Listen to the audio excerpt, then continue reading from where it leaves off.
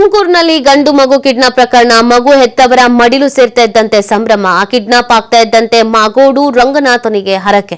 ಮಗು ಸಿಕ್ಕರೆ ಮುಡಿ ಹಾಗೂ ತುಲಾಭಾರ ಮಾಡುವಂತ ಹರಕೆ ಹೊತ್ಕೊಂಡಿದ್ರಂತೆ. ಇದೀಗ ಮಾಗೋಡು ರಂಗನಾಥನಿಗೆ ಹರಕೆಯನ್ನ ತೀರಿಸ್ತಾ ಇದ್ದಾರೆ ಕುಟುಂಬಸ್ಥರು. ಹರಕೆಯನ್ನ ತೀರಿಸಿರುವಂತದ್ದು ಮಗುವಿನ ತಂದೆ ತಾಯಿ ಮತ್ತು ಅಜ್ಜಿ ತಾತ. ಫೆಬ್ರವರಿ 1ರಂದು ಅಪಹರಣವಾಗಿತ್ತು ಗಂಡು ಮಗು. ಶಿರಾದ ಮಾಗೋಡು ರಂಗನಾಥ ಜಾತ್ರೆಯಲ್ಲಿ ಕಿಡ್ನಾಪ್ ಮಾಡ್ಬಿಟ್ಟಿದ್ರು. ತಾತನ ಜೊತೆ ಜಾತ್ರೆಗೆ ಹೋಗಿತ್ತು 3 ವರ್ಷದ ಮಗು. ಅದನ್ನ ಕಿಡ್ನಾಪ್ ಮಾಡ್ಬಿಟ್ಟಿದ್ರು.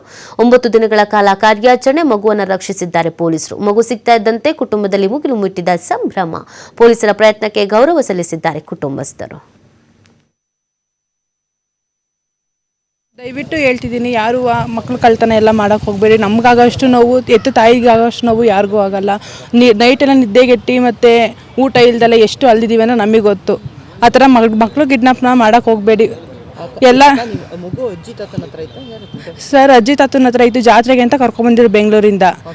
ಜಲ್ದಿ ಮುಗಿಸ್ಕೊಂಡು ತೇರು ಮುಗಿಸ್ಕೊಂಡು ಹೋಗ್ತೀನಿ ಅಂತ ಬಂದಿದ್ದು. ಅವರು ಫ್ರೆಂಡಾಗಿ ಇದು ಮಾಡಿಕೊಂಡು ಪಾಪನ ಕಿಡ್ನಾಪ್ ಮಾಡಿಬಿಟ್ಟಿದ್ದಾರೆ.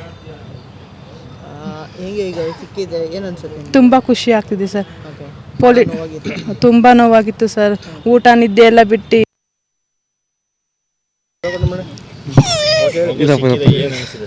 ತುಂಬ ಖುಷಿ ಆಗ್ತಿದೆ ಸರ್.